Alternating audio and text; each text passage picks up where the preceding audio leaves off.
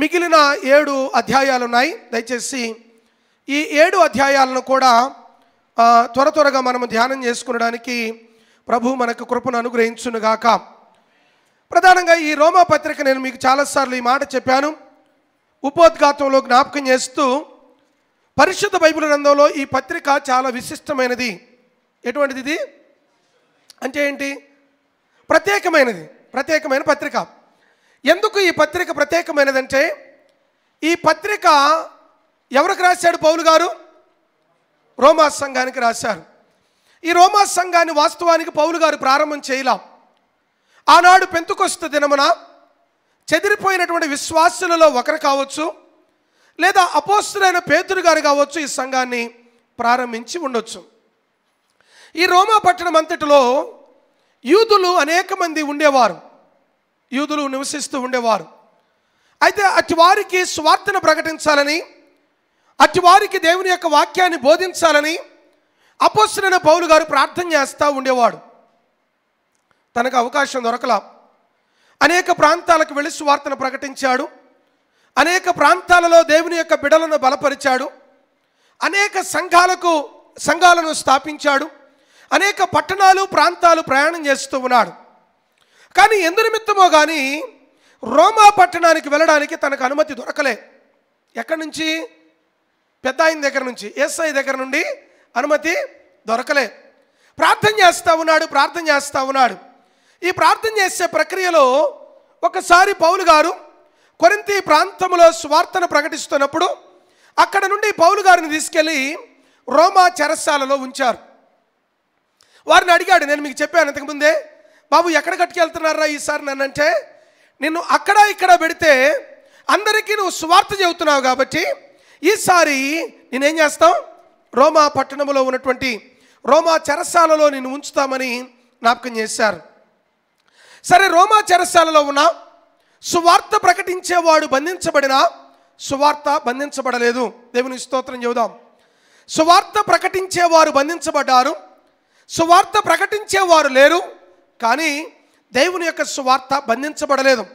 సువార్త మరి ఎక్కువగా ప్రబలింది.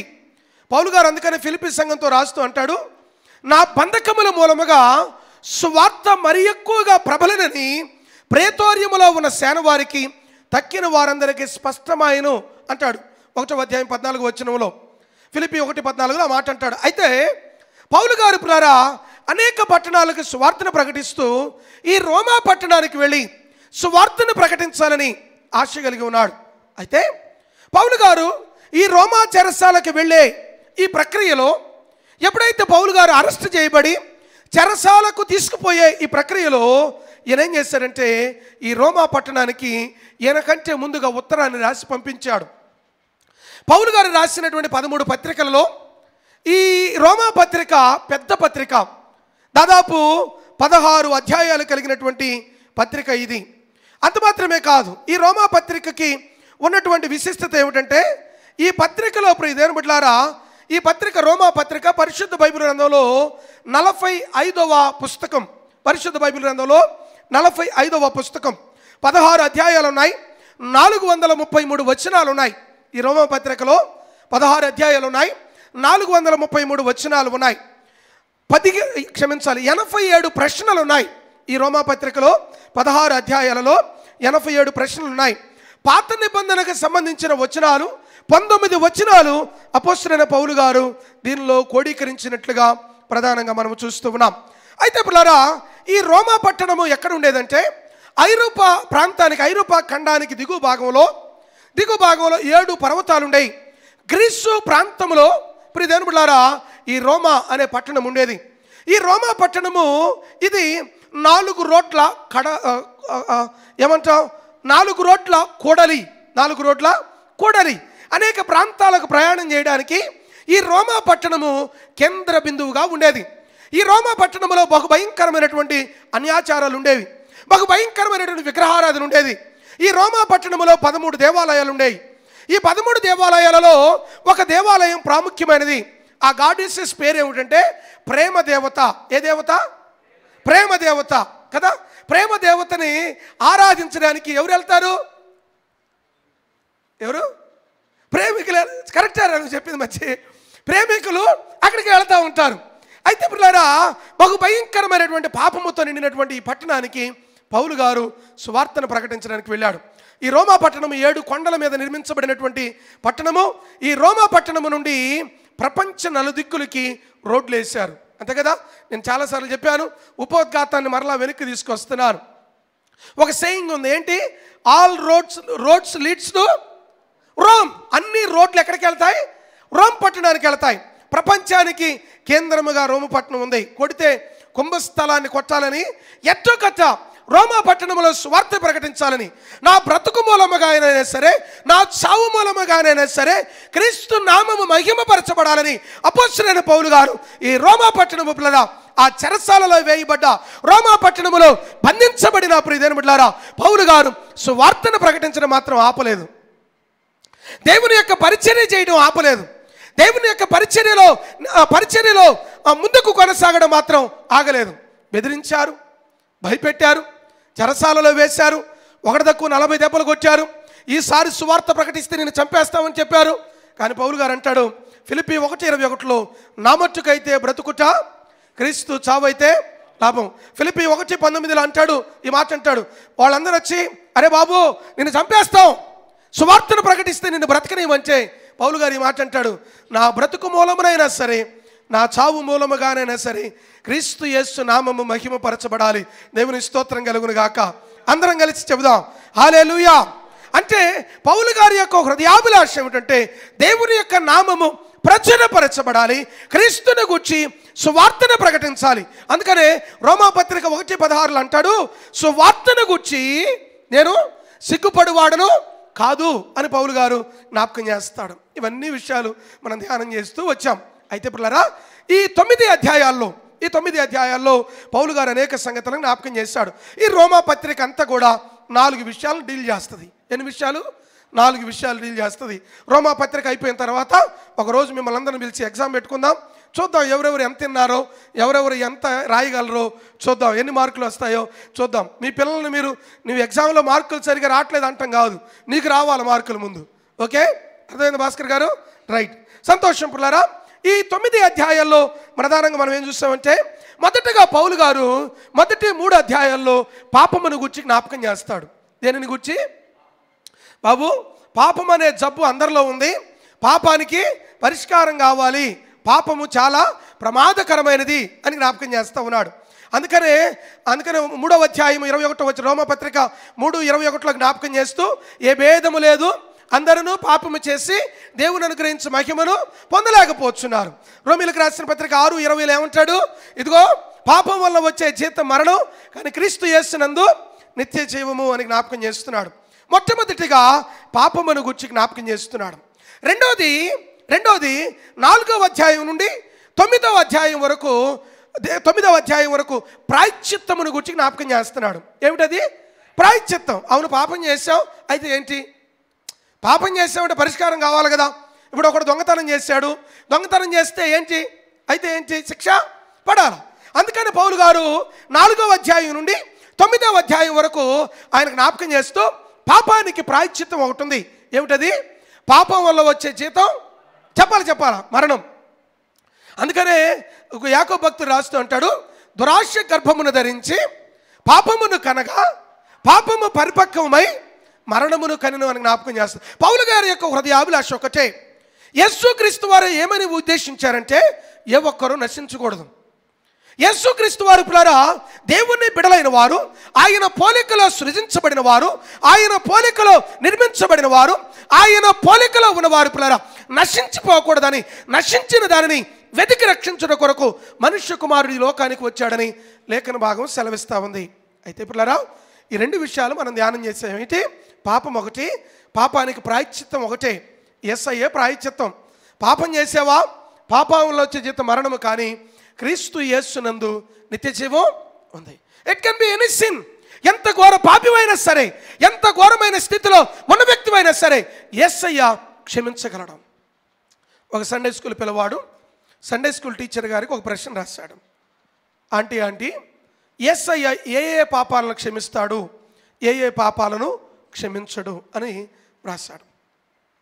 ఆ సండే స్కూల్ టీచరు ఆ పిల్లోడు ఆసక్తిని చూసి ఆశ్చర్యపోయి తను చెప్పిన మాట ఏమిటంటే, యేసుక్రీస్తు వారు ప్రతి పాపమును, it can be any sin, ఏ పాపమైనా సరే యేసుక్రీస్తు వారు తప్పక క్షమిస్తాడు అని చెప్పినప్పుడు, మరి రక్షించబడిన తర్వాత ఒక వ్యక్తి నేను మారు మనస్సు పొందాను, రక్షించబడ్డానని చెప్పుకుంటూ నీటిలో బాప్తిసం తీసుకున్న తర్వాత ఆడు పాపం చేస్తే వాడి పరిస్థితి ఏమిటి అని అడిగాడు ఈ పిల్లోడు.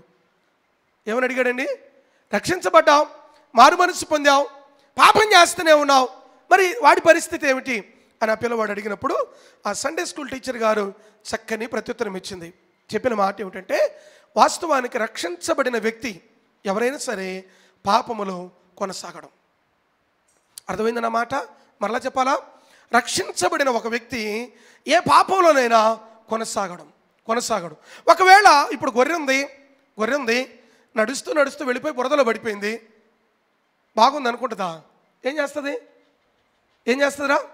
లేచి అయ్య బాబోయ్ పొరపాటును పడిపోయాను అనుకొని దులిపేసుకొని వెళ్ళిపోద్ది. ఇంకొకడు ఉన్నాడు, వాడు బురదలో పడితే వాడు చాలా హ్యాపీగా ఉంటుంది, బురదను చూస్తే పండగలాగా అనిపిస్తుంటుంది.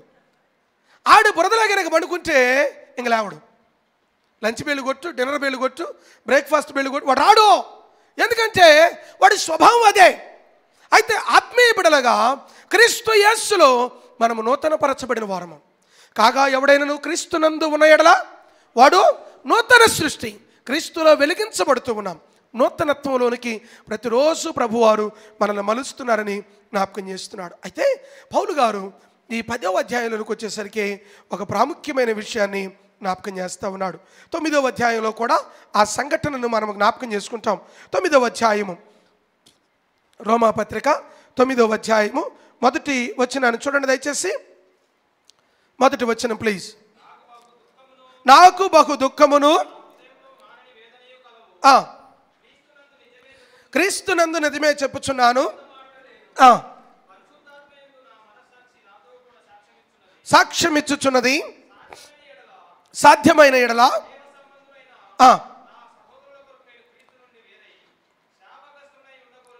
సో ఈ మాట ఏమని జ్ఞాపకం చేస్తారంటే, 9, 10 అధ్యాయాలు, ఈ 2 అధ్యాయాల్లో కూడా పౌలు గారు దేనిని గురించి జ్ఞాపకం చేస్తారంటే, దేవుని యొక్క ప్రణాళికను గురించి జ్ఞాపకం చేస్తాడు. నేను ఇందాకే చెప్పాను, ఈ రోమాపత్రిక అంతా 4 సత్యాలు ఉన్నాయి. ఒకటి, పాపం ఉంది, పాపమును గురించి డీల్ చేస్తాడు. రెండవది, ప్రాయశ్చిత్తమును గురించి మాట్లాడతాడు. మూడవది, దేవుని ప్రణాళికను గురించి జ్ఞాపకం చేస్తాడు. నాలుగవది, పరిశుద్ధతను గురించి జ్ఞాపకం చేస్తాడు. ఈ రోమాపత్రికలో ఈ 4 మాటలు ప్రధానంగా పిల్లర్స్గా కనపడతాయి. అయితే 9, 10 అధ్యాయాలలో దేవుని యొక్క ప్రణాళికను గురించి జ్ఞాపకం చేస్తాడు. మన దేవుడు ఎటువంటి వాడో తెలుసా? ప్రణాళిక చేసే దేవుడు. ఎటువంటి వాడు ఆయన? చెప్పాలి. ఎటువంటి వాడు? ప్రణాళిక చేసే దేవుడు. ప్రణాళిక అంటే ఏమిటి అసలు? సిస్టర్స్ పెళ్ళికి వెళ్ళాలా, వచ్చే వారం పెళ్ళి, ఏం చేస్తారు ఇప్పటి నుండే? ఏం చేస్తారు సార్? దగ్గర వాళ్ళు అయితే ఒక టైపు సిద్ధపడాలా, మన బంధువులు బాగా చుట్టాలైతే ఇంకో టైపు సిద్ధపడాలా, బ్యాంకులో ఏదైనా బంగారం ఉంచి ఇడిపించుకోవాలా. ఎందుకు? సొంత వాళ్ళ పెళ్ళికి పోవాలా. లేకపోతే నేను రాని అవసరం అయితే పెళ్ళికి రా, నువ్వు పోయి రాపు అంటాడు, నువ్వు పోయి రావాలా. అయితే పిల్లరా గమనించవలసిన మాట ఏమిటంటే, ఒక ప్రణాళిక అనేది పిల్లరా ఏదైనా ఒక పనిని జరిగించేటప్పుడు ఒక రకమైనటువంటి సిద్ధపాటు. ఇప్పుడు ఉదాహరణకు ఊరికి వెళ్ళాలి, ఒక ప్రాంతానికి వెళ్ళాలి, ఎక్కడికైనా వెళ్ళాల్సినప్పుడు ఒక ప్రణాళిక చేస్తాం కదా. యేసుక్రీస్తు వారు పిల్లరా మానవుని కొరకు అద్భుతమైన ప్రణాళిక చేశాడు. ఆదాము పాపం చేసినప్పుడు ఆదామును ఏదేని వనము నుండి పంపించి వేసిన తర్వాత దేవుడు ఆదామును విడిచిపెట్టలా. నా దేవుడు ఎటువంటి ప్రేమ కలిగిన వాడంటే, ఆయన నిమిషం మాత్రమే కోపించే దేవుడు.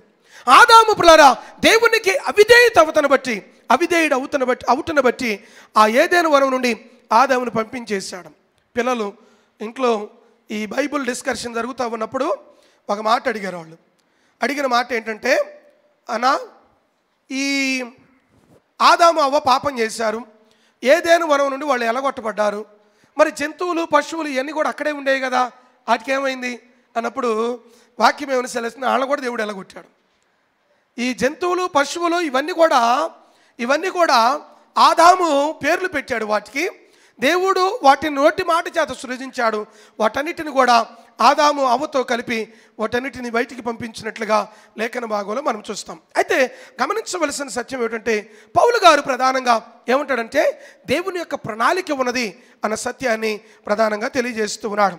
ఈ 9వ అధ్యాయం 10వ అధ్యాయంలో 2 అధ్యాయాల్లో కూడా అదే సంఘటనను గురించి జ్ఞాపకం చేస్తాడు. 10వ అధ్యాయము 1వ వచనం చూడండి. సహోదరులారా, ఇశ్రాయేలీయులు రక్షణ పొందవలెనని నా హృదయాభిలాషయు వారి విషయమై దేవునికి చేయు ప్రార్థనయు నయ్యున్నవి. ఏమై ఉన్నది ఇది? సో ఇశ్రాయేలీయులు రక్షించబడాలి. పౌలు గారు 9వ అధ్యాయం అంటాడు, నా హృదయంలో మానని వేదన కలదు, క్రీస్తు యేసునందు నిజమే చెప్పుచున్నాను. ఆయన ఏమంటాడంటే, పౌలు గారిని మనం అడిగాం అనుకో, ఒకవేళ పౌలు గారు ఎందుకయ్యా నీకు బాధ అంటే, పౌలు గారు ఈ మాట చెబుతాడు, నా స్వజనాంగము రక్షించబడాలి. నాకు ఒక విషయంలో ఈరోజు కొండ అంకుల్ గారి పేరు ఎక్కువ తీసుకుంటున్నాను, కానీ ఆయన ఎన్ని మార్లు చెప్పినా మా చుట్టాలు ఎంతమంది ఉన్నారండి, ప్రభువుని ఎరగని వారు ఎంతమంది ఉన్నారు, ఇన్ని కుటుంబాలు ప్రభువుని ఎరగని వారు ఉన్నారు, వాళ్ళ కొరకు ప్రార్థన చేయమని చెప్తా ఉంటాడు. ఆత్మీయ బిడ్డలుగా మనం రక్షించబడితే సరిపోదు, మన బంధువులు, మన స్నేహితులు, మన కుటుంబీకులు అనేకులు రక్షించబడాలి. వారి కొరకు మనము ప్రార్థించే బిడలముగా ఉందుముగాక. పౌలు గారి పిల్లరా ప్రధానంగా ఏమంటాడంటే, నా హృదయంలో మానని వేదన దుఃఖము కలదు, క్రీస్తునందు నిజమే చెప్పుచున్నాను. ఆ నిజం ఏమిటంటే, నా స్వజనాంగము అనగా ఇశ్రాయేలు జనాంగం రక్షించబడాలి. నిజమే, మంచిదయ్యా పౌలు గారు, ఇంతకు సమస్య ఏమిటి అని పౌలు గారిని అడిగితే, పౌలు గారు చెప్పేటువంటి ఈ 10వ అధ్యాయంలో 4 ప్రాముఖ్యమైన సత్యాలు. ఎందుకంటే అధ్యాయం అంతా ధ్యానం చేయాలి, లేకపోతే ఒక్కొక్క వచనం ధ్యానం చేస్తూ వెళతా ఉంటే చాలా సమయం తీసుకుంటుంది. కాబట్టి ఈ మాటలను మనం ధ్యానం చేయడానికి ప్రయత్నం చేద్దాం. 4 విషయాలు ఈ 10వ అధ్యాయం నుండి మనం జ్ఞాపకం చేసుకునడానికి ప్రయత్నం చేద్దాం. నెంబర్ 1, మొట్టమొదటి విషయం ఏమిటంటే, ఈ రోమా పత్రిక 10వ అధ్యాయంలో మొట్టమొదటిగా జ్ఞాపకం చేయబడుతున్న మాట ఏమిటంటే, ద జీల్ ఆఫ్ పాల్. పౌలు గారి యొక్క హృదయాభిలాషను జ్ఞాపకం చేస్తూ ఉన్నాడు. ఏం జ్ఞాపకం చేస్తున్నాడు చెప్పాలి భాస్కర్ గారు? ఏమిటది? పౌలు గారి యొక్క హృదయాభిలాష అంటే ఏమిటి? పౌలు గారి యొక్క ఆశ. పౌలు గారి యొక్క ఆశ ఏమిటి? ప్రజలు రక్షించబడాలి. బాబు, నిన్ను కొడుతున్నారు కదా, నిన్ను అవమానపరుస్తున్నారు కదా, నిన్ను హేళన చేస్తున్నారు కదా, నువ్వు బెన్యామీను గోత్రానికి చెందినవాడు అని చెప్తున్నావు కదా, అయినా కానీ నిన్ను అవమానపరుస్తూ హేళన చేస్తూ హింసిస్తున్నారు కదా, నువ్వెందుకు మరి ప్రభువుని గురించి ప్రకటిస్తావంటే, పౌలు గారు అంటాడు, నేను క్రీస్తు యేసు యొక్క ప్రేమకు నేను బందీగా మార్చబడ్డాను. కాబట్టి ఈ లోకములో ఉన్న సమస్తమును నేను నష్టముగాను, ఇంకొక కఠినమైన మాట అంటాడు, ఈ లోకంలో ఉన్న సమస్తమును పిల్లరా పెంటగా ఎంచుకున్నానంటాడు. I don't care anything. ఈ లోకంలో ఉన్న ఘనత కానీ, ఈ లోకంలో ఉన్న ధనం కానీ, ఈ లోకంలో ఉన్న అధికారం కానీ, ఈ లోకంలో ఉన్న విద్య కానీ నాకు పనికిరాదు, నాకు అక్కర్లే. నేను గమాలీయుల పాదాల యొద్ద నేర్చుకున్నాను, ఎబ్రీయుడికి ఎబ్రీయుడిని, యూదులకు యూదా దేశానికి చెందిన వాడని, ఉన్నతమైన విద్యను అభ్యసించిన వాడని. అయితే పౌలు గారు జ్ఞాపకం చేస్తూ చెప్పుచున్నటువంటి అద్భుతమైన మాట ఏమిటంటే, తన జ్ఞాపకం చేస్తున్న మాట ఏమిటంటే, తనను గురించి రాయబడిన మొట్టమొదటి మాట ఏమిటంటే, తన యొక్క హృదయాభిలాషను మనం చూస్తూ ఉన్నాం. ఒక ప్రశ్న నన్ను అడగనివ్వండి, నీ హృదయాభిలాష ఏమిటి? ఈ లోకంలో పిల్లరా మనము జీవిస్తున్న ఈ జీవితంలో, నా జీవితంలో మనకున్నటువంటి హృదయాభిలాష ఏమిటి? ప్రధానంగా ప్రతి ఒక్క వ్యక్తి 2 ప్రశ్నలు అడగాల, 2 లేదా 3 ప్రశ్నలు అడగాల. ఒకటి, how can I live for God? దేవుని కొరకు నేను ఎలా బ్రతకాలి? What really pleases God? దేవునిని సంతోషపరిచేది ఏమిటి? How can I live for God? దేవుని కొరకు నేను ఎలా బ్రతకాల? నా కొరకు నేను బ్రతకటం ఎట్లా తెలుసు? ఈ లోకంలో ఇతరుల కొరకు బ్రతికే వాళ్ళు ఉంటారు, దేవుని కొరకు ఎలాగ బ్రతకాలి అన్న విషయాన్ని ప్రతి ఒక్క వ్యక్తి కూడా ప్రశ్నించుకోవాలి. రెండవది, what can I do for God? What can I do for God? అపోస్తలుడైన పౌలు గారు ఆఫరింగ్ బాక్స్ లేనా దాన్ని, అపోస్తలుడైన పౌలు గారు ప్రియమైన బిడ్డలారా, అపోస్తలుడైన పౌలు గారు మాట్లాడుతూ ఈ మాటను జ్ఞాపకం చేస్తాడు. అపోస్తలుడైన పౌలు గారు ఏమని జ్ఞాపకం చేస్తాడంటే, ఇదిగో నేను స్వార్థ ప్రకటించడం కొరకు నేను తృష్ణ కలిగి ఉన్నాను, లేకపోతే ఆశ కలిగి ఉన్నాను అని ప్రధానంగా తను జ్ఞాపకం చేస్తాడు. పౌలు గారి యొక్క హృదయాభిలాష అంతా ఒకటే, ఇతరులు రక్షించబడాలి, ఇతరులు ప్రభువుని ఎరగాలి, ఇతరులు యేసుక్రీస్తునందు విశ్వాసం ఉంచాలి. ఆ దృష్టితో పనిచేస్తా ఉన్నాడు. విశ్వాసిపులారా, మన మట్టుకు మన కొరకు మనం బ్రతకటం కాదు, మన ద్వారా ఇతరులకి మేలు కలగాలి. You know what is a true blessing in our life? Being a blessing for others. నీవు దీవించబడటం కాదు పిల్లరా, నీవు ఆశీర్వదించబడడం కాదు. ప్రభు చెప్పిన మాట ఏమిటంటే అబ్రహాముతో, నేను నిన్ను దీవించేదను, అంత మాత్రం అక్కడితో ఆగలా, నిన్ను దీవించిన వారిని లేదా నిన్ను ఆశీర్వదించిన వారిని నేను నిన్ను ఆశీర్వాదమునకు సాధనముగా చేశాను. దేవుని స్తోత్రం కలుగును గాక. ఆత్మీయ బిడ్డలముగా పిల్లరా, పౌలు గారి యొక్క హృదయాభిలాష ఎవరి జ్ఞాపకం చేస్తున్నాడంటే ఇక్కడ ప్రధానంగా అంటూ ఉన్నాడు, సహోదరులారా, ఇశ్రాయేలీయులు రక్షణ పొందవలనని నా హృదయాభిలాష, వారి విషయమై నేను దేవునికి చేయు ప్రార్థన ఉన్నది. రక్షించబడాలి అనుకుంటే సరిపోదు, వారి కొరకు ఏం చేయాలా? ప్రార్థన చేయాలి. We just need to pray for them. అందుకని 1 తిమోతికి రాసిన పత్రిక 2వ అధ్యాయం 1వ వచనం నుండి జ్ఞాపకం చేస్తూ అంటాడు, ఈ లోకములో నీవు నెమ్మదిగాను సుఖముగాను బ్రతుకు నిమిత్తము ఏం చేయాలా? రాజుల కొరకును అధికారుల కొరకును ప్రార్థనను విజ్ఞాపనలను చేయాలి కదా. చేయాలా లేదా? ప్రార్థన చేసేవారు కరువు అయిపోయారు ప్రియమైన బిడ్డలారా. దేవుని యొక్క పరిచర్య పిల్లారా ప్రార్థన అనే పునాది మీద కట్టబడాలా, ధనంతో కట్టబడదు. నేను ఎప్పుడూ చెప్తూ ఉంటాను, డబ్బుంటే సేవ చేయలేం, డబ్బు కాదు కావాల్సింది, దేవుని యొక్క పరిచర్య చేయడానికి సమర్పణ కావాలి ప్రియమైన బిడ్డ. దానితో పాటు దేవుని యొక్క పరిచర్యకు బలమైన దేవుడు తెలుసా? ప్రార్థన. డబ్బు చేతిలో ఏమీ లేకపోయినా ప్రార్థన చేస్తే చాలు, ప్రభువు కనికరం చూపిస్తాడు. ప్రార్థన చేస్తే చాలు. ప్రార్థన, అందుకనే ఒక భక్తుడు అంటాడు, ప్రార్థనే మన ఆయుధం అంటాడు. ప్రార్థన క్రైస్తవునికి ఎటువంటిది? ఊపిరి వంటిది. ఒక వ్యక్తి ప్రార్థన చేయట్లేదంటే అర్థం ఏమిటి? ఊపిరి. ప్రియమైన బిడ్డలారా, ప్రే ప్రార్థన చేయాలి. అందుకని లూకాసు సువార్త 18వ అధ్యాయం 1వ వచనంలో ఏమంటాడు నాన్న? విసుకక నిత్యము ప్రార్థన చేయడి. విసుక్కోకూడదు, నిత్యము ప్రార్థన చేయాలి. ఎల్లప్పుడూ కృతజ్ఞతాస్తుతులు చెల్లించచ్చు ప్రభు యొక్క సన్నిధిలో మీ విన్నపములు ఆయనకి తెలియచేయాలి. ప్రతినిపులారా ప్రార్థన చేయాలి. పౌలు గారు అంటున్నాడు, నాకు ఒక హృదయాభిలాష ఉంది. ఏంటయ్యా పౌలు గారు, నీకు ఆశయం ఉందా అంటే, డబ్బు కావాలా? అక్కర్లేదండి. నీకు ఉండడానికి ఇల్లు లేదు, ఇల్లు ఏమైనా కావాలా? అక్కర్లేదండి బాబు. మరి నీకు ఏం కావాలయ్యా పౌలు గారు అంటే, ఇదిగో ఇశ్రాయేలు జనాంగం రక్షించబడు. మరి ఎవరు చేయగలుగుతారు ఈ పని? ఎవరు రక్షించగలుగుతారు ఇశ్రాయేలు జనాంగాన్ని అంటే, సర్వోన్నతులైన దేవుడు మాత్రమే ఆ కార్యాన్ని చేయగలుగుతారు. అందుకనే దేవుని సన్నిధిలో పులరా వారి కొరకు ఏం చేస్తున్నాడు? ప్రార్థన చేయించున్నట్లుగా మనం చూస్తూ ఉన్నాం. ప్రార్థన చేయించున్నాడు. ప్రియాత్మీయ జనాంగమా, ఏం కాదు, బిడ్డలు వాళ్ళు ఏడుస్తారు, అమ్మ కొంచెం దగ్గరకు తీసుకోరా తల్లి. ప్రార్థన పులరా, ప్రార్థన ఏం చేస్తుంది? ప్రార్థన కుటుంబాలను కడుతుంది. ప్రార్థన పాడైపోయిన జీవితాన్ని బాగు చేస్తుంది. ప్రార్థన పరిస్థితులను మార్చేస్తుంది. ప్రార్థన కుటుంబాన్ని కడుతుంది. We listen statement by saying the family which pray together they stay together. ప్రార్థన చేయాలి. కుటుంబం అంతా కలిసి ప్రార్థన చేయాలి. ఉదయం లేచిన వెంటనే మోకరించి ప్రార్థన చేయాలి. రాత్రి పడకకి చేరగానే ప్రార్థన చేయాలి. Prayer is a source of success. ప్రార్థన మాత్రమే పిల్లరా మన జీవితాలకి ఎంతో దీవెనకరం. ఇందాక నేను అడుగుతూ ఓ ప్రశ్న ఆపాను, నీ హృదయాభిలాష ఏమిటి? What you want to become? పిల్లల్ని అడిగితే మీరు ఏం చదవాలనుకుంటున్నారంటే, ఒకళ్ళు నేను డాక్టర్ అవ్వాలి, ఒకళ్ళు ఇంజనీర్ అవ్వాలి, మంచిదే. ఒకళ్ళు నేను సివిల్స్ రాయాలి, మంచిదే. దేవుని కొరకు నువ్వు ఏమైనా చేయాలనుకుంటున్నావా? Do you want to do something? Do you have a desire to do something for the Lord? దేవుని కొరకు ఏదైనా చేయడానికి ఆశ కలిగి ఉన్నావా? You speak about yourself, you speak about you living for yourself. నీవు జీవితం కొరకు నువ్వు బ్రతకాలని, నీ కుటుంబం కొరకు ఏదో చేయాలని, నీ బ్రతుకులో ఏదో సాధించాలని, నీవు ఇక్కడ ఉండాలి అక్కడ ఉండాలని, ఉన్నతమైన శిఖరాలకు వెళ్ళాలని ఆశపడుతున్నావు. I agree with you. It's good for you. But let me ask a question. What is your desire for God? దేవుని కొరకు నీ ఆశ ఏమిటి? దేవుని కొరకు నీ ఆశ ఏమిటి? పౌలు గారు పిల్లరా, పౌలు అన్న, నీకు కలిగిన ఆశ గనక మాలో 1% ఉన్నా ఈ హైదరాబాద్ ప్రాంతాన్ని తలకిందులు చేసేవాళ్ళమన్నా అని నేను ప్రార్థన చేస్తా. నేను పలికిన మాట ఇది.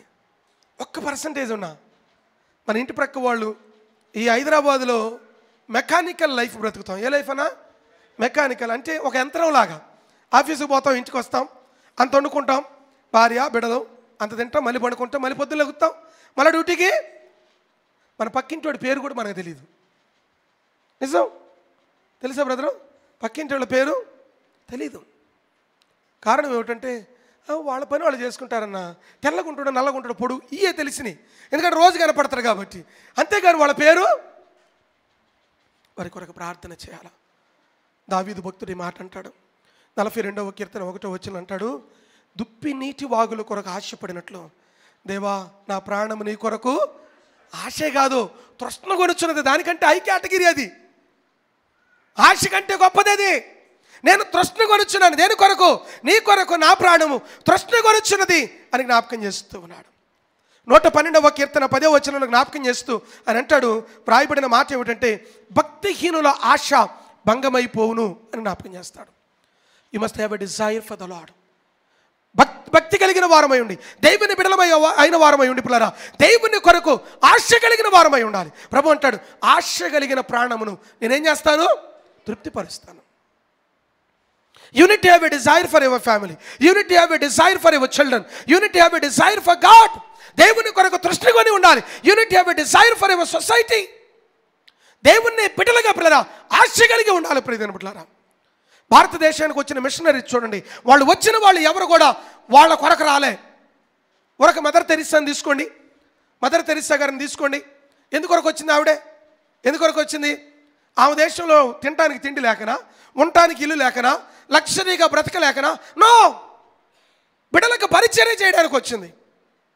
బిడ్డలకు పరిచర్య చేయడం. కలకటా ప్రాంతంలో అనేక విగ్రహాలు తీసివేయబడుతున్న మదర్ తెరిసాని తల్లిగా గౌరవించడానికి గల కారణం ఏమిటంటే the service she did for the country. ప్రజల కొరకు తను చేసిన సేవ. తనకేమైనా కారు ఉందా? సొంత ఇల్లు ఉందా?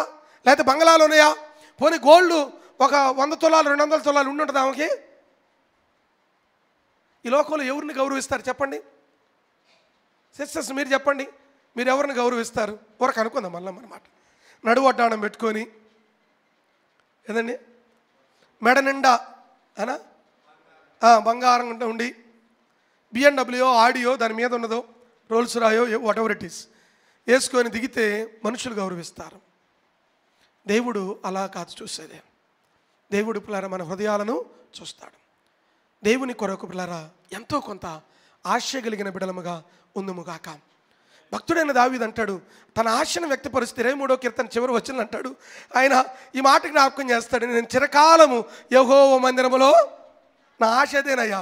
ఏంటయ్యా నీ ఆశ? ఇన్ని కోట్లు కట్టించుకున్నావు, ఇన్ని బిల్డింగ్లు కట్టించుకున్నావు, ఇట్లో ఎక్కడుంటాను అంటే ఇట్లో ఎక్కడ నేను ఉన్నాను. మరి ఎక్కడుంటావు అంటే దావీదు అంటాడు, నేను యెహోవా మందిరంలో ఉంటా.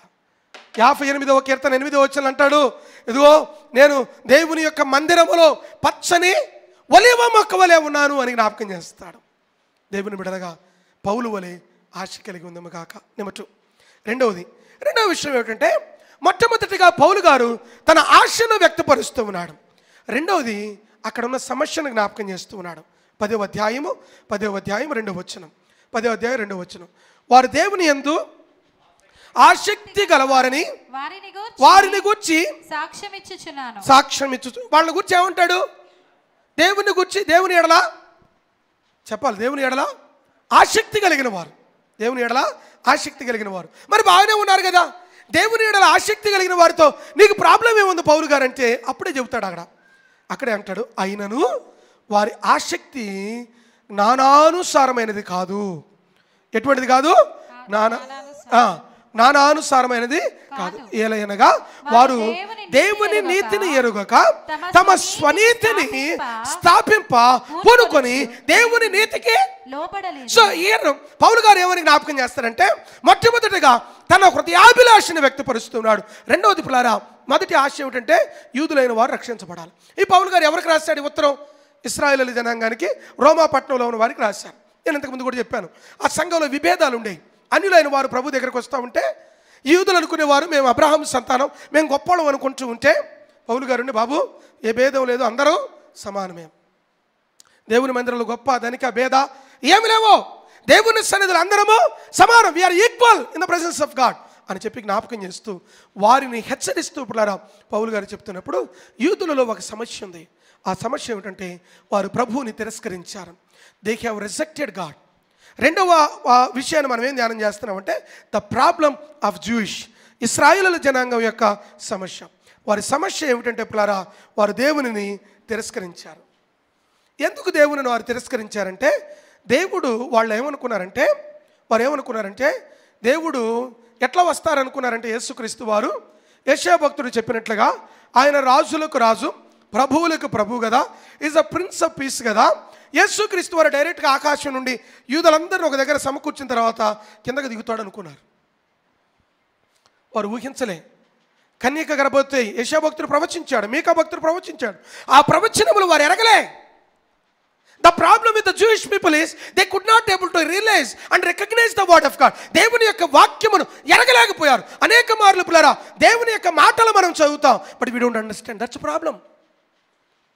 దేవుని యొక్క వాక్యాన్ని చదువుతాం, పదే పదే చదువుతాం, బట్ కానీ అవగాహన కాదు. ఇథియోపియుడైనటువంటి నపుంసకుడు ఆ రథం మీద వెళుతూ యెరూషలేములో దేవాలయాన్ని చూడటానికి వచ్చి అతను యెషయా గ్రంథాన్ని చదువుతూ ఉన్నాడు. ఆయనకు అర్థం కాలే.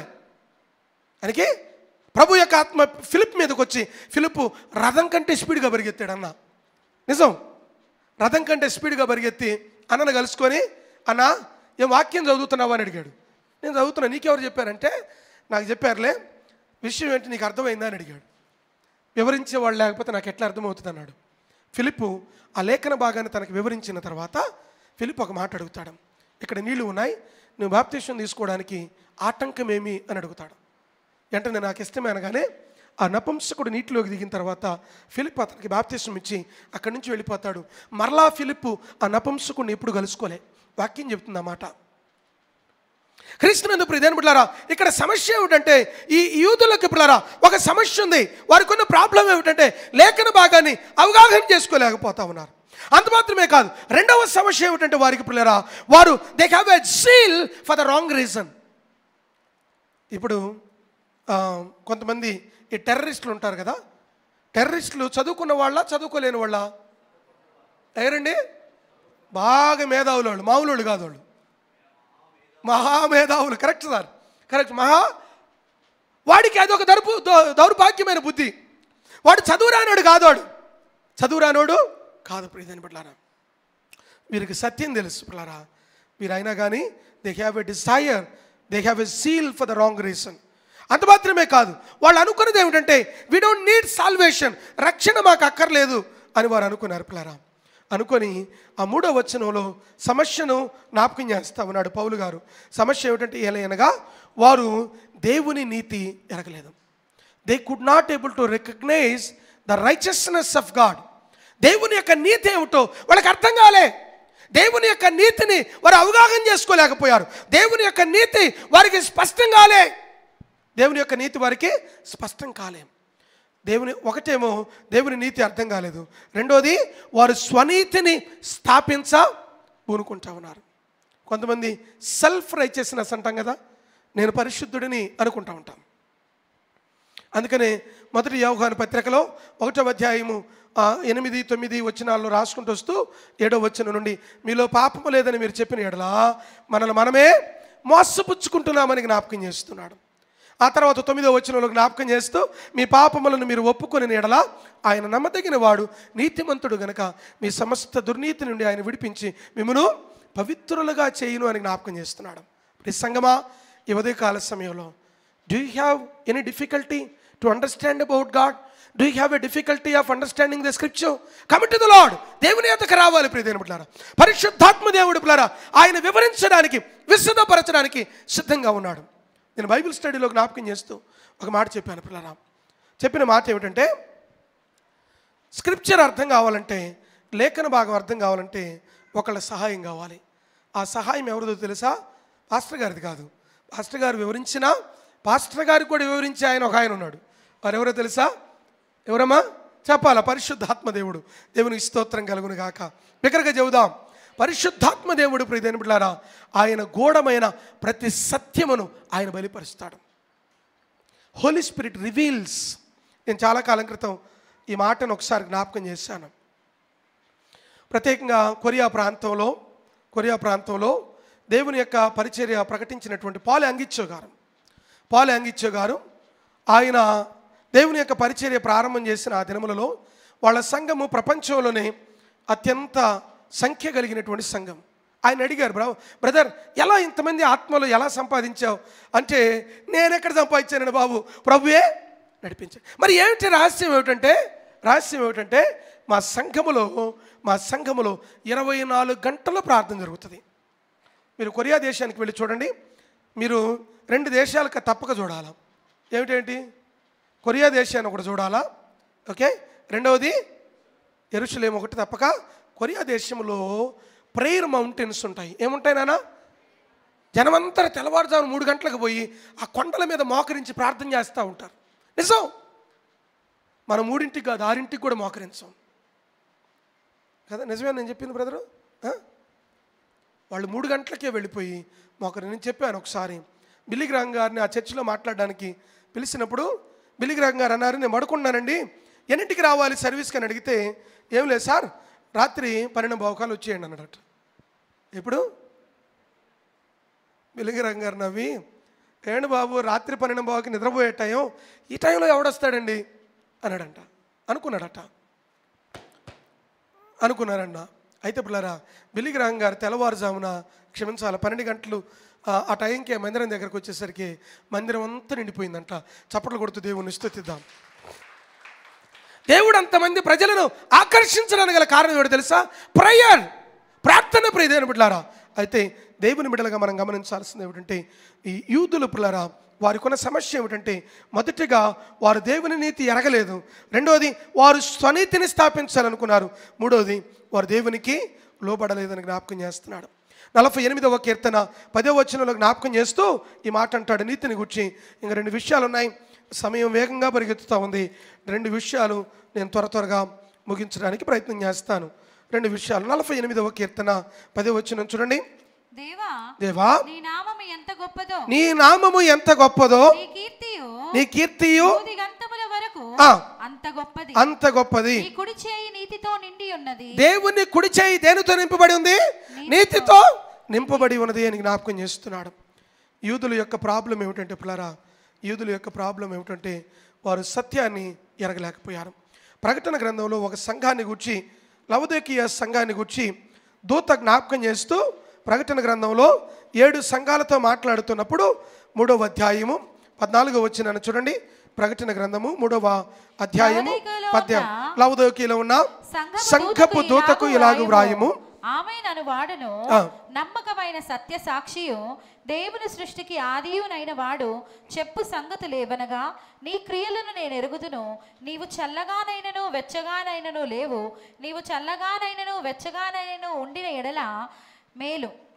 ఇక్కడ ఎవరిని జ్ఞాపకం చేస్తారంటే, లవోదికీయ సంఘముతో మాట్లాడుతూ ఆ సంఘమునకు ఉన్నటువంటి సమస్యను గురించి ప్రభు మాట్లాడుతున్నాడు. There is a problem in the church. ఆ ప్రాబ్లం ఏంటి సార్? ఎవరు చెప్పట్లేదే. ప్రాబ్లం ఏమిటి లవోదికీయ సంఘంతో? ప్రకటన గ్రంథం మళ్ళీ తీయండి, అందరు బైబిల్ గ్రంథాలు తీయండి. ప్రకటన గ్రంథం 13వ అధ్యాయము 15వ వచనం చూడండి. 15వ వచనాన్ని చూడండి. అందరూ కలిసి చదవండి దయచేసి please. Everybody need to open Bible, everybody need to read louderly. పెద్దగా అందరం చదువుదాం. రెడీ? అందరు తీసారా? రెడీ? 1 2 3. నీ క్రియలు నేను ఎరుగుదును, నీవు చల్లగానైనను వెచ్చగానైనను లేవు, నీవు చల్లగానైనను వెచ్చగానైనను ఉంటే. అంటే ఏంటి ప్రాబ్లం? ఏంటి ఇక్కడ? నులివెచ్చని స్థితి. ప్రభు అంటాడు ఏదో ఒక స్థితిలో ఉండాలి. ఉంటే వెచ్చగానైనా ఉండు, చల్లగానైనా ఉండమని ఆ సంఘాన్ని ప్రభువారు హెచ్చరిస్తున్నాడు. యూదులలో ఉన్న ప్రాబ్లం ఏమిటంటే, వారు ప్రభు మాకు అక్కర్లేదు అనుకున్నారు పిల్లరా. వారు సత్యాన్ని వారు ఎరగలేకపోయారు.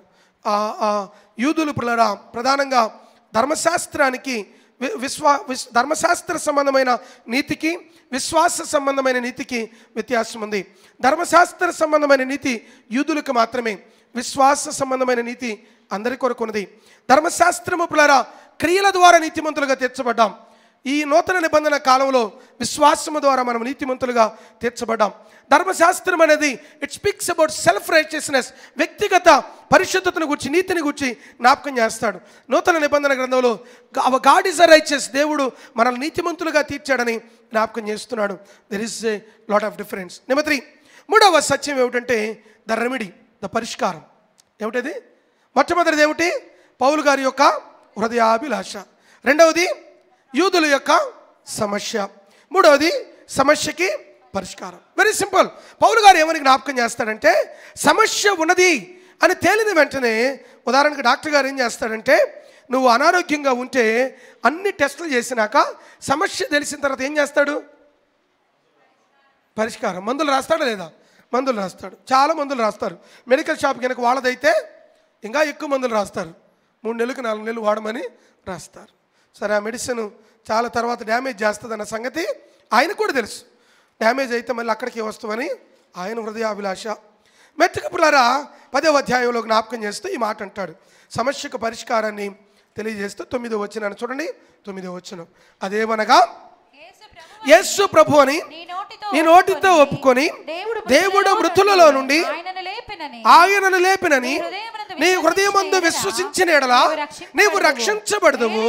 ఎలయనగా నీతి కలుగునట్లు మనుష్యుని హృదయములో విశ్వసించును, రక్షణ కలుగునట్లు నోటితో ఒప్పుకొని. దేవుని స్తోత్రం కలుగును గాక. పౌలు గారు పిల్లరా వెరీ సింపుల్గా పరిష్కారాన్ని తెలియజేస్తాం. యూదులైన వారికి సమస్య ఉంది. వారు ఏమనుకున్నారంటే, వారు నీతిమంతులు అనుకుంటున్నారు. వారు స్వనీతిని ఆధారం చేసుకున్నారు. వారు వారి నీతిని స్థాపించబూనుకొనుచున్నారు. దేవుని మాటకు అవిధేయులు అవుతున్నారు. పౌలు గారు ఏమంటాడంటే, బాబు అది కాదు, ఒక్కడన లేడు నీతిమంతుడు, ఒక్కడు లేడని ప్రభు వారు జ్ఞాపకం చేస్తున్నాడు. నీతిమంతుడు ఒక్కడే ఉన్నారు. వారెవరు? ప్రభు అయిన యేసుక్రీస్తు. పిలాతు యేసయ్య నిలబెట్టినప్పుడు పిలాతు పలికిన మాట ఏమిటి? ఆయనలో ఏ నీతి లేదు. యేసుక్రీస్తు వారు కన్యకకు జన్మించాడు. యేసుక్రీస్తు వారు పరిశుద్ధుడు. యేసుక్రీస్తు వారిలో ఎటువంటి పాపము లేదు. ప్రియదేవుని బిడ్డలారా, యేసుక్రీస్తు వారు నమ్మదగిన వాడు. ఆయనలో ఎటువంటి పాపము కానీ ఎటువంటి దోషము కానీ లేదు అని జ్ఞాపకం చేస్తున్నాడు. అయితే ఇక్కడ పరిష్కారాన్ని ఏమని తెలియజేస్తారంటే, ఒక 3 విషయాలు, 3 పరిష్కారాన్ని తెలియజేస్తున్నాడు పిల్లరా. మొట్టమొదటిది 9వ వచనం అంటాడు, యేసుక్రీస్తు ప్రభు అని మీ నోటితో ఒప్పుకోవాలి. ఒక వ్యక్తి ఎట్లా రక్షించబడతాడు? రక్షించబడాలంటే యాగాలు చేయనక్కర్లే, యజ్ఞాలు చేయనక్కర్లే, ఇదో మోకాళ్ళ మీద కొండలు ఎక్కనక్కర్లే. ఒకటే పని ఉంది. ఏమిటి? యేసుక్రీస్తు ప్రభు అని నీ నోటితో ఒప్పుకోవాలి పిల్లరా. యేసుక్రీస్తు ప్రభు అని మన నోటితో ఒప్పుకోవాలి. అది మొట్టమొదటి పరిష్కారం. ఒకానొక రోజు రాబోతా ఉంది. Every mouth will confess. ఏమని కన్ఫెస్ చేస్తుంది? Jesus Christ is the saviour of all. యేసుక్రీస్తు ప్రభు అని ప్రతి నాలుక కూడా పలకబోతా ఉంది. ప్రతి మోకాలు క్రీస్తు నామములో వంగబోతా ఉంది. యేసుక్రీస్తు ప్రభు అని నోటితో ఒప్పుకోవాలి. యేసుక్రీస్తు ప్రభు అని ఇతరులను ఒప్పింపచేయాలి. ప్రియదేవుడా, పౌలు గారు ఏమంటాడంటే, బాబు మీరు స్వనీతిని స్థాపించాలనుకున్నారు, అది క్షేమము కాదు. మీరు చేయవలసింది ఏమిటంటే, మీ నీతిని ఆధారం చేసుకోకుండా దేవుని నీతిని ఆధారం చేసుకోవాలి. కీర్తనకారుడు 4వ కీర్తనలో అద్భుతమైన మాట అంటాడు, నా నీతికి ఆధారమగు దేవా. He is the righteous God. ఆయన పరిశుద్ధుడు.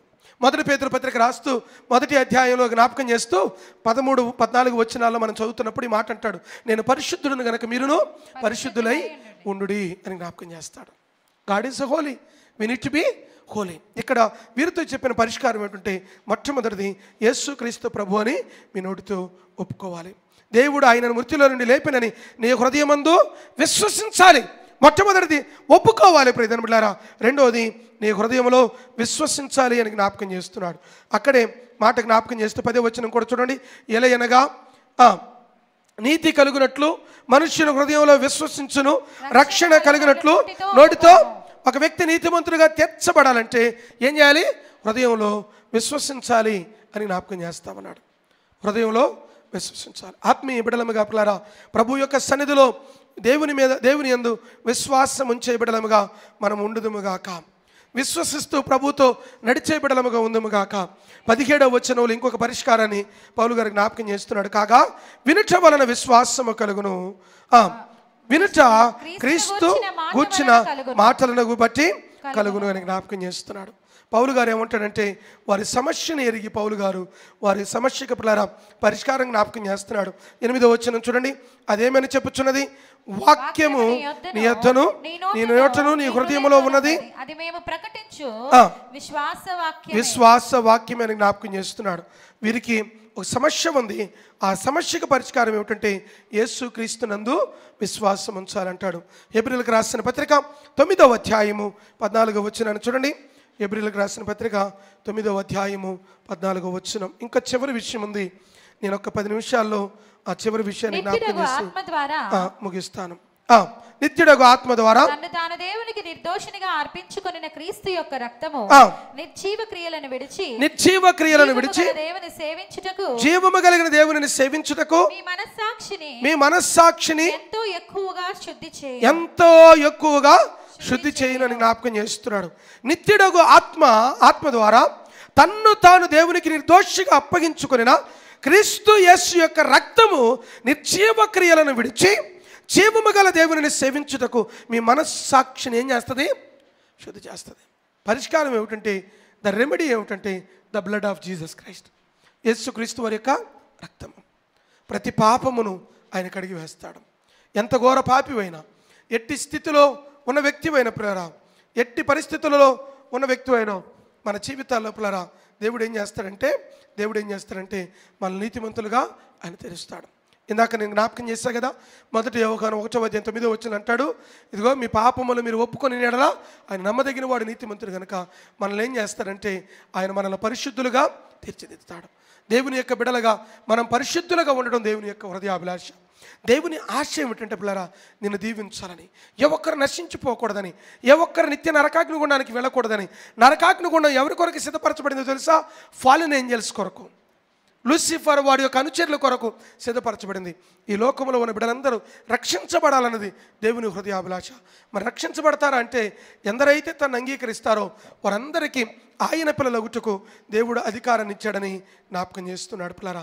కాబట్టి ఆత్మీయ బిడలముగా మొట్టమొదటిగా పౌలు గారి యొక్క హృదయాభిలాషను చూసాం. రెండవదిగా పిల్లరా మనం ఏం చూసాం? యూదుల యొక్క సమస్యను గురించి మనం చూసాం. మూడవదిగా పరిష్కారాన్ని గురించి మనం చదువుకున్నాం. నాలుగవది ద రిజల్ట్, ఫలితము ఏమిటండి? ఫలితం. నాలుగవదిగా ఫలితము. 18వ వచనం నుండి 21వ వచనం వరకు ఫలితమును గురించి జ్ఞాపకం చేస్తూ ఉన్నాడు. పరిష్కారము పిల్లరా, పరిష్కారము దాదాపు 7వ వచనం నుండి 16వ వచనం వరకు 17వ వచనం వరకు కూడా పరిష్కారమును గురించి జ్ఞాపకం చేస్తూ ఉన్నాడు. ఫలితమును గురించి జ్ఞాపకం చేస్తున్న మాటను మనం చూద్దాం. 16వ వచనం నుంచి చూడండి దయచేసి. ఆయనను అందరూ సువార్తకు లోబడలేదు, ప్రభువా మేము తెలియజేసిన సమాచారం ఎవడునూ నమ్మలేదు అని యెషయా చెప్పుచున్నాడు కదా. కాగా వినుట వలన విశ్వాసము కలుగును, వినుట క్రీస్తును గూర్చిన మాట వలన కలుగును. అయినను నేను చెప్పునదేమనగా వారు వినలేదా? విన్నారు కదా. వారి స్వరము భూలోకం అందంతటిని, వారి మాటలు భూదిగంతముల వరకును బయలు వెళ్ళెను. చాలండి. ఇక్కడ పిల్లరా ప్రధానంగా చివరిగా ఫలితం ఏమైందంటే, మొట్టమొదటిగా పౌలు గారు హృదయాభిలాష కలిగి ఉన్నాడు. రెండవది యూదులలో ఒక సమస్య ఉంది. ఆ సమస్య ఏమిటి? వారు యేసయ్యను తిరస్కరించారు. వారు యేసయ్యను తిరస్కరించడం మాత్రమే కాదు, మేమే నీతిమంతులము, యేసుక్రీస్తుతో మాకు పని లేదనుకున్నారు. దాని ఫలితము పిల్లరా, దాని ఫలితము రిజల్ట్ ఏమైందంటే they felt guilty about it. వారు ఏమయ్యారు? వారు తిరస్కరించబడిన గుంపులో ఉన్నారు పిల్లరా. అయితే వారు తిరస్కరించటను బట్టి దేవుడు అన్యులైన వారిని ఏర్పరచుకున్నట్లుగా దేవుని యొక్క వాక్యములో స్పష్టంగా జ్ఞాపకం చేస్తున్నాడు. యూదులు తిరస్కరించాడు. తిరస్కరించినప్పుడు పౌలు గారు మీరు తిరస్కరిస్తున్నారు కదా, మీకు పరిష్కారం కావాలంటే ఈ పని చేయాలని జ్ఞాపకం చేశాడు. జ్ఞాపకం చేసిన తర్వాత ద రిజల్ట్ ఏమైందంటే వాళ్ళు యూదులైన వారందరూ కూడా మేము పాపిమి లేకపోతే మేము పాపులము అని వారు గుర్తించినట్లుగా దేవుని యొక్క వాక్యంలో మనం చూస్తాం. ఈ 16వ వచనంలో పిల్లరా, ఆయనను అందరూ సువార్తకు లోబడలేదు, ప్రభు మేము తెలియజేసిన సమాచారం ఎవరు నమ్మునని యెషయా చెప్పాడని జ్ఞాపకం చేస్తున్నాడు. యెషయా భక్తుడు జ్ఞాపకం చేస్తూ యెషయా గ్రంథము 53వ అధ్యాయము మొదటి వచనాన్ని చూడండి దయచేసి. యెషయా గ్రంథము 53వ అధ్యాయము మొదటి వచనం ప్లీజ్. యెషయా గ్రంథము 53:1 ప్లీజ్. మేము తెలియజేసిన సమాచారము ఎవడు నమ్మెను? యెహోవా బాహువు ఎవరికి బయలుపరచబడెను? ఎండిన భూమిలో మొలచిన మొక్కవలెను. అతడు ఆయన ఎదుట పెరిగెను, అతనికి స్వరూపమైనను సొగసైనను లేదు. మనం అతనిని చూచి అపేక్షించినట్లుగా అతని యందు స్వరూపము లేదు. అతడు తృణీకరింపబడిన వాడును, ఆయన మనుషుల వలన విసర్జింపబడిన వాడును, వ్యసనాక్రాంతుడుగాను వ్యాధి అనుభవించువాడుగాను మనుషులు చూడనొల్లని వాడుగాను ఉండెను. చాలండి. క్రీస్తు క్రీస్తునందు ప్రియమైన బిడ్డలారా, చివరిగా చెప్పబడినటువంటి మాట ఏమిటంటే, కంక్లూజన్లో పౌలు గారు జ్ఞాపకం చేసినటువంటి మాటలు ఏమిటంటే, ఈ మాటలు ప్రకటించబడిన తర్వాత యూదులైన వారు they felt guilty about themselves. 18వ వచనం చూడండి. అయినను నేను చెప్పినదేమనగా వారు వినలేదా? విన్నారు కదా. వారి స్వరము భూలోకమందంతటికిని వారి మాటలు బూదిగంతముల వరకు బయలు వెళ్ళను. సువార్త అయితే ప్రకటించబడింది, మీరు వినలేదు కాబట్టి they felt guilty about themself. అయితే పిల్లరా, గమనించాల్సింది ఏమిటంటే, పౌలు గారు వీరు తిరస్కరించారు కాబట్టి దేవుడు అన్యులైన వారిని ఏర్పాటు చేసుకున్నాడు. యూదులైన వారు ప్రభువుని తిరస్కరించారు కాబట్టి ఈ లోకంలో పిల్లరా అన్యులైన వారము ప్రభువుని అంగీకరించడానికి, క్రీస్తు యొద్దకు రావడానికి, క్రీస్తు యొక్క ప్రేమను రుచి చూడడానికి గొప్ప ఆధిక్యత నీకు నాకు కలిగింది. అపోస్తల కార్యం 10వ అధ్యాయం మనం గమనిస్తున్నప్పుడు మీరు చదవనక్కర్లేదు, కానీ అపోస్తల కార్యం 10వ అధ్యాయంలో కొర్నేలియస్ అనే వ్యక్తిని గురించి జ్ఞాపకం చేస్తూ ఉన్నాడు. కొర్నేలి భక్తిపరుడు, ప్రార్థనాపరుడు. దేవదూత మధ్యాహ్నం వేళ తన దగ్గరకు వచ్చి, కొర్నేలి, నీ ప్రార్థన దేవునికి వినపడింది, నీ భక్తిని ప్రభు చూశాడు అని జ్ఞాపకం చేసినట్లుగా మనం చూస్తూ ఉన్నాం. ఆ తర్వాత అదే సమయంలో 10వ అధ్యాయంలో పేతురికి దర్శనం కలుగుతుంది. ఏమిటది? మేడ మీదకి వెళ్ళి నిలబడి ఉన్నాడు. ఒక దుప్పటి కిందకి దిగి వస్తూ ఉంది. ఏం దిగుతూ ఉంది? దుప్పటి కిందకి దిగి వస్తూ ఉంది. దుప్పటి లోపల విచిత్రమైనటువంటి జంతువులు ఉన్నాయి. వాటిని చంపి తినమని ఒక స్వరం వినబడితే పేతురు అంటాడు, అయ్యా ఇవి నిషిద్ధమైనవి, నేను ముట్టుకోను అని పేతురు గారు చెప్పినప్పుడు 2 మార్లు 3 మార్లు అవకాశం కలిగింది. ఆ తర్వాత ఆ దుప్పటి ఆయన యొద్ద నుండి ఎత్తబడింది. ఆ తర్వాత కొర్నేలి ఇంటి నుండి ఒక దూత తన యొద్దకు పంపబడినట్లుగా, అప్పుడే ప్రభు యొక్క దూత పేతురు నువ్వు కొర్నేలి ఇంటికి వెళ్ళమని చెప్పినట్లుగా ఈ లేఖన భాగాన్ని అంతటిని మనం గమనిస్తాం. కొర్నేలి అన్యుడైన వ్యక్తి దేవుని యొక్క ప్రణాళికలో ఉన్నాడు అన్న విషయం పేతురికి అప్పుడు అర్థమైంది. దేవుడు ఏ ఒక్క వ్యక్తి నశించకూడదని దేవుని ప్రణాళిక. దేవుని ప్రణాళిక ఏమిటో తెలుసా? దేవుని ఉద్దేశం ఏమిటో తెలుసా? అంతటా అందరూ మారు మనస్సు పొందాలి అన్నదే ఆయన హృదయాభిలాష. ప్రతి సంగమా, ఒక్క మాట చెప్పి నేను ముగిస్తాను. ఈ లోకంలో మనం సంపాదించింది ఏది కూడా పరలోకం తీసుకువెళ్ళలేం. మన ధనం కానీ, మన ఉద్యోగాలు కానీ, ఈ లోకంలో మనం సంపాదించింది ఏదైనా సరే వాటిలో ఒక్కదానినైనా మనతో తీసుకువెళ్ళాం. కానీ మనతో తీసుకెళ్ళగలిగినది ఒకటి ఉంది. అదేమిటంటే, మనం రక్షణలోనికి నడిపించిన ఆత్మలను మనతో పాటు ప్రభు ఎదురుకు తీసుకువెళ్ళగలం. దేవుని బిడలగా ఎవరైనా ఒకరిని మన జీవిత కాలంలో ఎవరో ఒకరికి సువార్తను ప్రకటించి, ప్రతి వారము నేను ఎప్పుడు చెప్తున్నాను కదా, ఒక విశ్వాస సంఘంలో ఒక సంవత్సరానికి కనీసం 50 మందికి సువార్త ప్రకటించాలి. ఎంతమందికి అండి? 50 మందికి సువార్త ప్రకటించాలి. అంటే మనకి ఎన్ని వారాలు ఉన్నాయి? 52 వారాలు ఉన్నాయి, అంతే కదండి. 50 అంటే వారానికి ఒక్కళ్ళకి. యేసయ్య దేవుడు అని చెప్పడానికి ఏమి? ఒక వ్యక్తిని రక్షణలోకి నడిపించే పని మంద కాదు. యేసయ్య ప్రేమను గురించి చెప్పటమే మన పని. వాడు రక్షించబడడమా రక్షించబడకపోవడం దేవుని ప్రణాళిక, దేవుడు నడిపిస్తాడు. కానీ సువార్త చెప్పవలసిన బాధ్యత ఎవరి మీద ఉంది? మన మీద ఉంది. దేవుడు ఏ ప్రాంతంలో నిన్ను నాటాడో, ఏ ఉద్యోగంలో నిన్ను ఉంచాడో, ఏ హోదాలో నిన్ను ఉంచాడో, ఏ స్థితిలో నిన్ను ఉంచాడో, ఆ స్థితిలో నువ్వు యేసయ్య ప్రేమను గురించి ఒక్క మాట చెప్పు. మిగిలిన పని పరిశుద్ధాత్మ దేవుడు చేస్తాడు. మిగిలిన పని ఎవరు చేస్తారు? సంవత్సరానికి కనీసం 50 మందికి సువార్త ప్రకటించగలిగితే అద్భుతమైనది. నువ్వు ఒక్కసారి సువార్త చెప్పావంటే దేవుడు దాన్ని టిక్కి పెట్టేస్తాడు. ఆ వ్యక్తి మందిరానికి వచ్చాడా రాలేదా అన్నది సెకండరీ విషయం. నువ్వు సువార్త చెప్పావు, దేవుడు నీకు అప్పగించిన బాధ్యత నువ్వు చేసావు కాబట్టి మిగిలింది ప్రభు జరిగిస్తాడు. కాబట్టి అంతటా అందరూ మారు మనస్సు పొందాలని దేవుని ప్రణాళిక. కాబట్టి ఆ ప్రణాళికలో మనం నిలిచి ఉండి క్రీస్తు యొక్క ప్రణాళికను పిల్లరా మనం సంపూర్ణము చేసే బిడలముగా ఉందుముగాక. క్రీస్తు యొక్క సువార్తను అన్ని జనులకు ప్రకటించుదుముగాక. పౌలుకు కలిగిన హృదయాభిలాష మనందరము కలిగి ఉందముగాక. ప్రార్థన చేసుకుందాం, తలలో ఉంచుదాం. ప్రార్థన. మహాపరిశుద్ధుడు, మహాగణుడు, జీవాధిపతి అయిన మా యేసయ్య, నమ్మకమైన మా దేవా, మీకు లెక్కలేని వందనాలు, కృతజ్ఞతా స్తుతులు చెల్లించుచున్నాం. నీ అపారమైన ప్రేమను బట్టి తండ్రి, మీ అపారమైన కృపను బట్టి, మీ జాలిని బట్టి నీకు స్తోత్రమయ్యా. తండ్రి, నిన్న నేడు ఏకరీతిగా ఉన్న దేవుడు నీవు. పరిశుద్ధుడు పరిశుద్ధుడు పరిశుద్ధుడు అని నిత్యము నాయన కోట్లాది దూతలతో కొని ఆడబడుతున్న మహనీయుడు నీవు యేసయ్యా, మీ స్తోత్రమయ్యా. భక్తుడైనటువంటి పౌలు గారు నాయన ఇదిగోతోనే రోమా సంఘముతో పలికినటువంటి మాటలను బట్టి నీకు స్తోత్రమయ్యా. నా హృదయంలో బహు దుఃఖమును మానని వేదనను కలదని జ్ఞాపకం చేస్తూ ఉన్నాడు. నేను క్రీస్తునందు నిజమే చెప్పుచున్నానని తెలియచేస్తున్నాడు. ప్రభువా, నిజమేనైనా పౌలు గారికి కలిగిన ఆ హృదయాభిలాష మేమందరము కలిగి ఉందముగాక. పౌలు గారికి కలిగిన మనస్సు మేము కలిగి ఉందముగాక. పౌలు గారు ఫిలిప్పీ సంఘంతో రాస్తూ ప్రభువా చెప్పిన మాటను కూడా జ్ఞాపకం చేసుకుంటున్నాం. క్రీస్తు యేసునికి కలిగిన ఈ మనస్సు మీరును కలిగి ఉండి అంటున్నాడు. ప్రభువా, నాయనా మీ మనస్సును మేము ధరించుకొని, నాయనా ఇదిగో తండ్రి మీ మనస్సు అనే వస్త్రమును మేము ధరించుకునే వారమై మా ఆత్మీయ జీవితాల్లో తండ్రి ముందుకు కొనసాగే శ్రేష్టమైన కృపను మీరు మాకు అనుగ్రహించమని, కుడిన ప్రతి బిడ్డను దీవించమని, ఆశీర్వదించమని, మీరు రెక్కల చాటున తండ్రి మీరు దాచిపెట్టమని రాజా, తద్వారా మీ నామమునికే మహిమ ఘనత ప్రభావాలు మీరు పొందుతారని నమ్ముతూ కుడిన బిడ్డలను దీవించమని, విత్తబడిన వాక్యమునైనా మా హృదయములలో నీరు కట్టి ఫలింపచేయమని యేసయ్య పేరట అడిగి వేడుకొనుచున్నాము తండ్రి. ఆమేన్, ఆమేన్, ఆమేన్.